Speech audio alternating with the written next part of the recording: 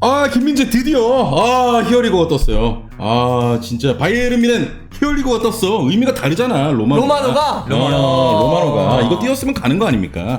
The exclusive breaking news of the night: Kim Min-jae to Bayern. Here we go. Agreement in place between Kim and Bayern. 네. 로마노가 또 그 시그니처 히어리고. 그렇죠. 시그니처죠.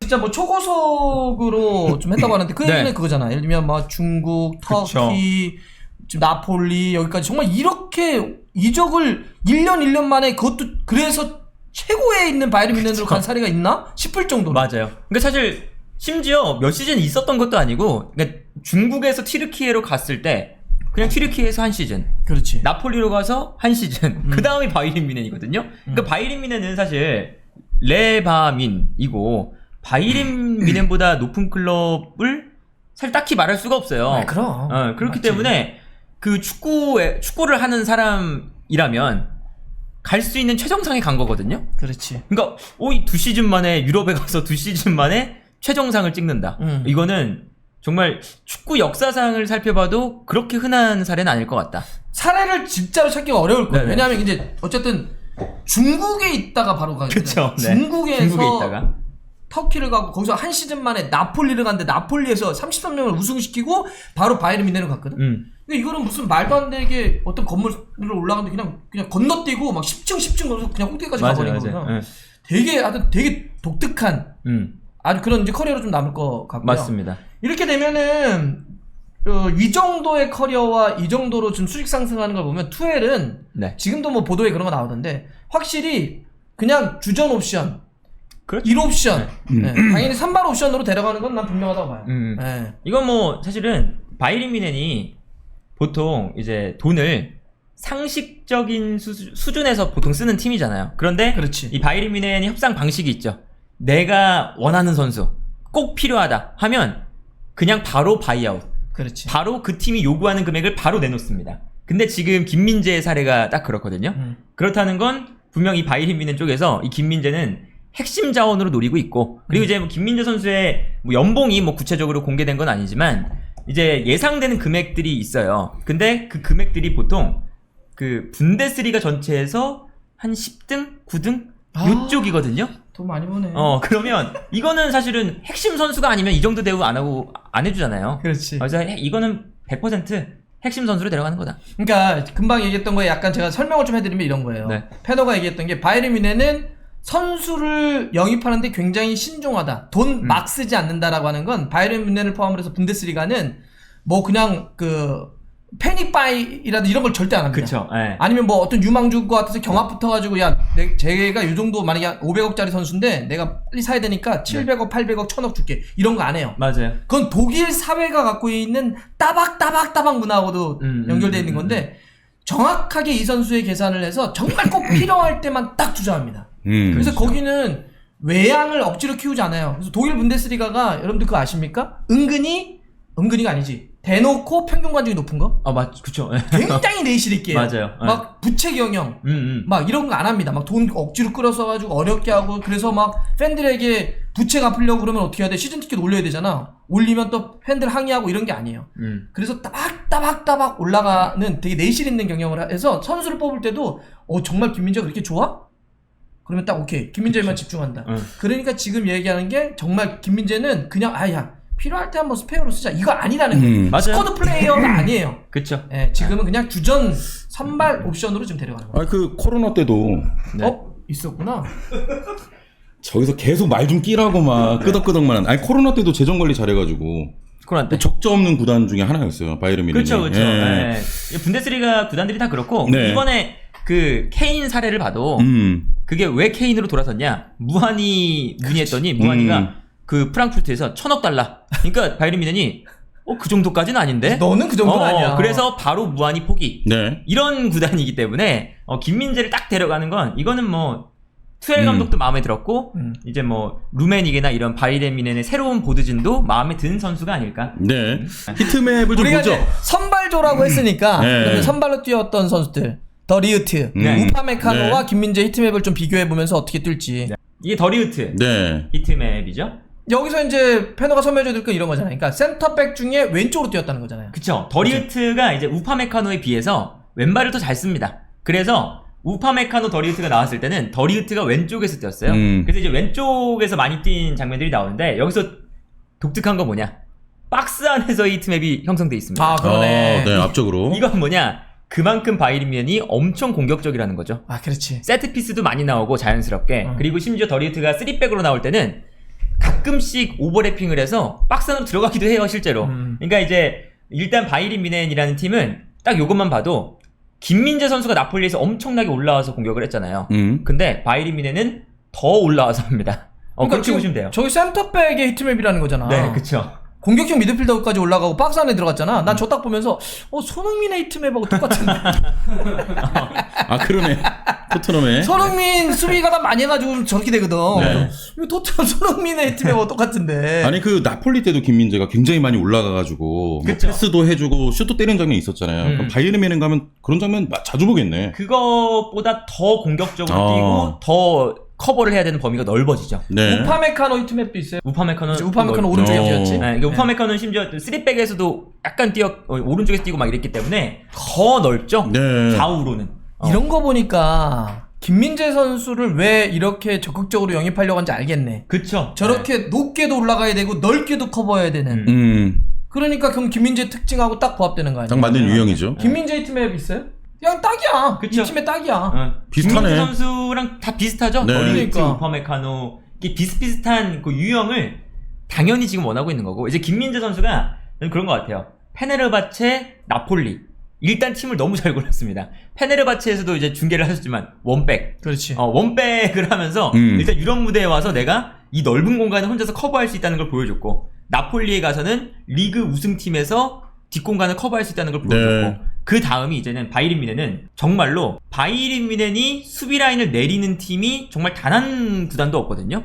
그렇지. 그러니까 맨시티를 만나도 라인을 높일 수 있는 구단이에요. 그렇지. 거의 유일한 구단입니다. 바이에른 뮌헨은. 네. 그래서 바이에른 뮌헨은 무조건 라인 엄청 높일 텐데 이런 이제 김민재 이력들이 아마 투엘 감독의 눈에 들어오지 않았을까? 근데 이렇게 이제 김민재도 양발을 쓰니까 오른발잡이긴 네. 하지만 왼발도 잘 쓰니까 김민재도 센터백에서 왼쪽으로 가면 네. 사실 지금 우파메카노는 보다는 더리우트하고 주전조로 뛸 가능성이 높은데 김민재가 그쵸, 포백을 쓰면. 그러면 더리우트가 포백을 쓴다고 할 때는 오른쪽으로 가겠네요. 그쵸. 그리고 김민재가 이제 왼쪽? 그리고 그게 그 바이에른 뮌헨한테 좋습니다. 왜냐? 더리우트가 오른쪽에서 빌드업을 더 잘하거든요. 그렇죠. 이 선수가 뭐 아약스 시절 때도 보면 빌드업을 너무 잘하잖아요. 그래서 수비 라인에 있다가 미드필더 라인까지 가고 심지어 자기가 막 스루 패스도 찔러주는 장면이 있었거든요. 아약스 때. 더리우트의 충격적인 건 아약스 시절이었어. 그쵸. 맞아. 근데 이제 어렸을 때. 왼쪽에 쓰다 보니까 약간은 불편한 면이 조금은 있어요. 근데 이제 김민재가 오면 자연스럽게 오른쪽에서 뛰면서 그런 모습들을 보여줄 수가 있다. 그러니까 더리우트가 좋은 선수인데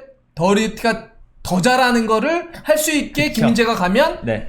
더리우트도 올라가고 김민재도 올라가고 맞습니다. 혹은 우파메카노와 백스리 전술도 같이 쓸 수 있고 그렇죠. 네. 또 김민재가 저렇게 왼쪽을 커버하니까 알폰소 데이비스가 오버랩 들어가서 네. 공격으로 하고 김민재가 왼쪽 수비 및 센터백을 함께 다 커버할 수도 있고 네.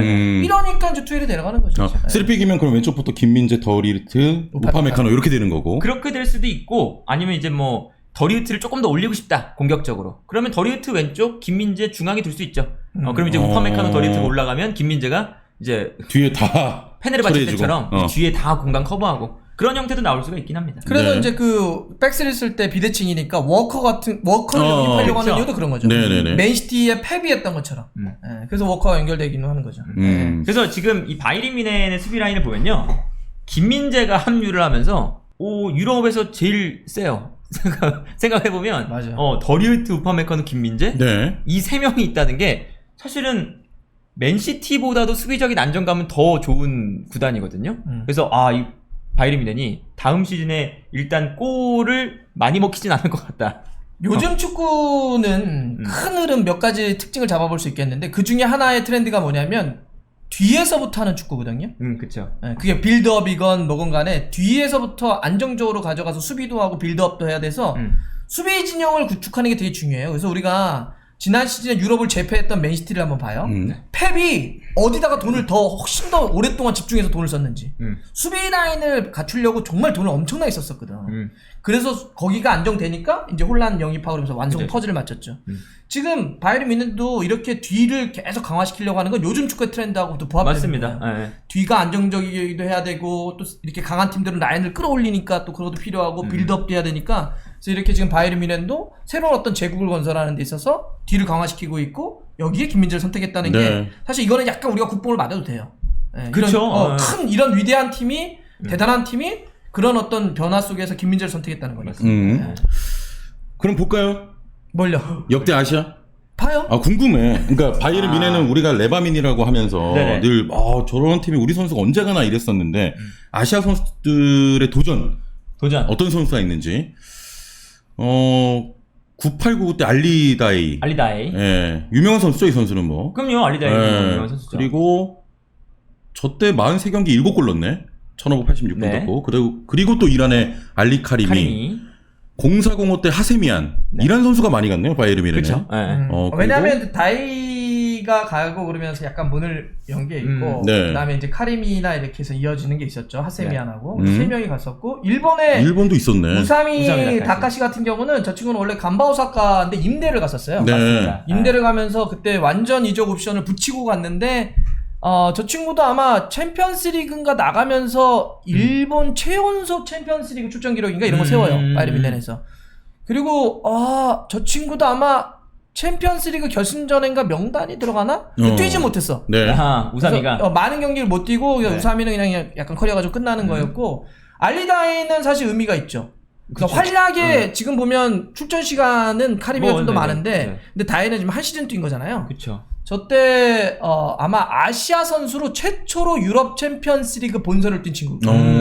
네, 그랬고 저거 기억나요? 9899 때 맨유가 엄청난 네네네. 우승을 했던 네. 그 깜누의 기적이었나? 그쵸. 네. 그거를 바이에른 뮌헨하고 싸우잖아요. 그때 명단에 들었었어요. 아, 그때 있었던. 네, 명단에 들어서 아시아 선수 중에는 최초로 유럽 champions리그 결승전에 이름을 올렸던 선수. 네. 근데 의미가 있네. 출전하지 못했지. 그냥 대기 명단에만 있었고. 네. 이거 그다음에 월드컵 결승전 챔스 결승전에 최초로 뛴 아시아 선수는 박지성이죠. 박지성, 맨유. 이제 다음에 뛴 선수는 박지성인데 다이도 사실 그때 얀커 에게 좀 밀려서 백업이었어요. 그쵸. 이렇게 딱 출전 시간만 봐도 다들. 네. 그래서 사실은 뭐 하세미안도 그렇고 카리미는 약간 감독이 좋아하는 그때 펠리스 마가트가 좀 좋아가지고 좀 땡겼었는데 이 친구도 초반에 약간 좀 반짝이는 게 좀 있었는데 부상도 한번 크게 당했고 네. 그다음에 약간 평가에 대한 게 여러 가지가 좀 네. 왔다 갔다 했어요. 그래서 어찌 보면 뭐 바이에른 뮌헨이라고 하는 거대한 클럽에서 좀 뭐 완벽하게 아시아 선수로서 대단한 임팩트를 남겼다는 네. 좀 부족하죠. 네. 사실 우리 정우영 선수도 있긴 있는데 네. 경기가 너무 짧았고. 확실히 어때요? 이제 김민재는 다른 것 같습니다, 진짜. 김민재가 한 25라운드 정도에는 출전 시간이 가장 많을 수도 있겠다. 다 깨요 저거. 다 깬다고. 한 20경기 넘으면 되는 거니까. 그 정도면. 네. 그러니까 여기서는 그래도 누가 제일 성공했냐라고 물어보면 그래도 성공? 일단 하세미안하고 뭐 우사미는 아니고. 다이나 뭐 카림이 아닐까? 그렇지 알리다이가 일단 다이 임팩트를 좀 남긴 다이- 거지. 네. 임팩트를 좀 남긴 거지. 예. 근데 이제 이 기록은 내가 봤으니까 그만큼 사실 바이에른 뮌헨은 쉽지 않아요. 그럼요. 사실 그리고 이란은 지역적으로는 우리가 아시아로 구분을 하긴 하지만 네. 피지컬적으로 유럽이잖아. 맞아요. 사실 네. 카림이나 하세미안이나 다이 보면 사실 아시아라는 어렵잖아. 그래서 사실 이렇게 그냥 어찌 보면 약간 동아시아, 한중일 네네. 이쪽 중심으로 해는 여기 바이에른 뮌헨이라는 거대 클럽에 가서 뛴다는 게 쉽지 않아 그 자체가. 네.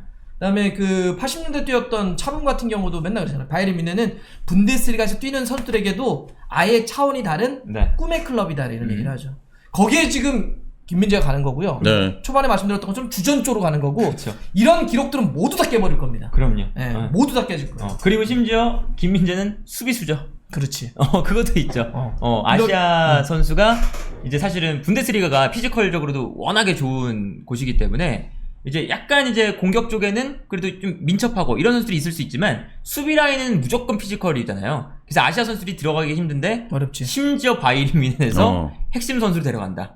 이건 참 상징적이다. 네. 매우 상징적이 될 겁니다, 진짜. 잠깐만 한 번만 더 띄워줘. 응. 한 번만. 잘하면 골 기록도 다 깨겠는데?